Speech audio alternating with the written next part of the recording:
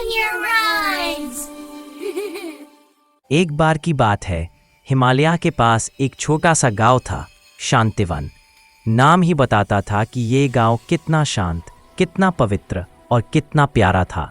इस गांव के बीच में एक नन्हा सा बच्चा रहता था जिसका नाम था छोटू। छोटू बहुत सीधा साधा, दिल का साफ, सबकी मदद करने वाला और बड़े भोले मन का लड़का था। जब गांव के लोग सुबह सुबह नदी पर पानी भरने जाते तब छोटू उनकी मटके संभालता, बच्चों के साथ खेलता और कांटों में फंसी बकरी को भी निकाल देता। सब उसे प्यार करते थे, लेकिन छोटू की एक खास बात थी, वो महादेव का बहुत बड़ा भक्त था। हर सुबह वो शिव मंदिर जाकर घंटी बजाता, बेलपत्र चढ़ाता और शांति से बैठकर महादेव से बातें करता। क्या आज आप मुझे दिखेंगे भोलेनाथ? एक बार बस मिल लो। छोटू की याद इतनी गहरी थी कि मंदिर का पुजारी भी मुस्कुरा देता। बेटा, महादेव सब देख रहे हैं, जब समय होगा वो खुद आएंगे। एक दिन कुछ अलग हुआ। एक शाम जब आसमान नारंगी रंग का हो चुका था और पैरों पर ठंडी हवा चल रही थी, छोटू मंदिर के पीछे बैठकर अपना दूध का लोटा पी रहा था। तभी उसने देखा मंदिर के पीछे वाले जंगल में हल्की सी चमक हो रही है।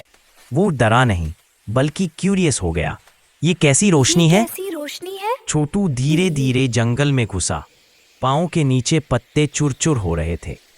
जैसे ही वो एक बड़े पेड़ के पास पहुंचा, उसने देखा एक छोटा गुल्लू मुल्लू बड़ा ही प्यारा बच्चा, एलिफेंट जैसे चेहरे वाला, लाल धोती और एक छोटा सा मोदक लेकर बैठे हुए कोई। छोटू एकदम से रुक गया। अरे ये तो गणेशा जैसे दिखते हैं। अरे ये तो गणेशा जैसे दिखते हैं। हाँ छोटू, मैं ही हूँ। गणेश जी, पर आप यहाँ क्यों आए? आप तो कैलाश पर रहते हो ना? अच्छा, तुम महादेव को इतना याद करते हो?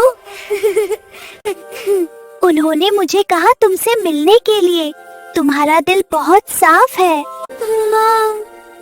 सच में भोलेनाथ ने मुझे याद किया?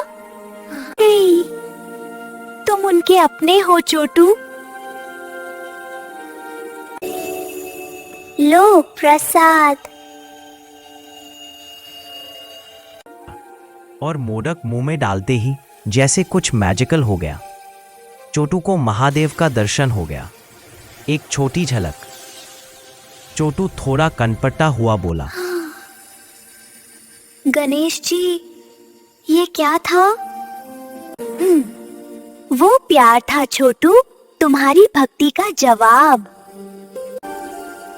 चलो एक छोटी सी यात्रा पर चलते हैं। पर रात हो रही है। गणेश ने अपनी ट्रंक से हवा में घुमाया और जंगल की रात चमक उठी। चमकते जुगनू, रोशनी से जलते फूल और हवा में घंटी की आवाज। अब रात नहीं, ये देव यात्रा की रोशनी है। छोटू और गणेशा दोनों जंगल के बीच से गुजर रहे थे। छोटू को हर तरफ रोशनी नजर आ रही थी। हर पेड़, हर पत्ता, हर हवा का झोंका जैसे जीवंत लग रहा था। एक जगह छोटू रुक गया। गणेश जी, मैं थक गया। जी, थोड़ा और, कोई हमसे मिलने का इंतजार कर रहा है।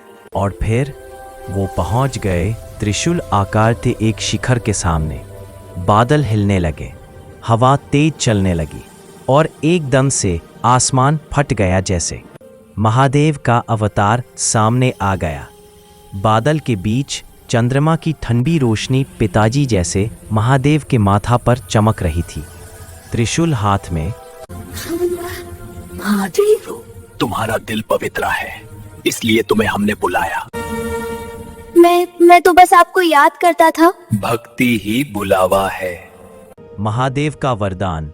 महादेव छोटू के पास आए और हाथ उसके सर पर रखा। देखा, तुम महादेव के पसंदीदा बच्चे हो। छोटू की आंखों में आंसू आ गए। पर एक कठिन पल भी आया। वापस जाते हुए जंगल में एक बड़ा सा भालू उनके रास्ते में आ गया। वो गुस्साइल लग रहा था। छोटू डरा गणेश जी, ये हमें खा तो नहीं लेगा? ये हमें खा तो नहीं लेगा? नहीं छोटू, डर और गलत फहमी ही दुश्मनी बनाती है। फिर गणेश जी उस भल्लू के पास गए, उसकी आंखों में प्यार से देखा और भल्लू शांत हो गया। प्रेम सबसे बड़ा अस्त्र है। छोटू को मंदिर के पास लेकर आए। छोटू, तुमने बड़ा हिम्मत और बड़ा दिल दिखाया। महादेव तुमसे बहुत खुश हैं।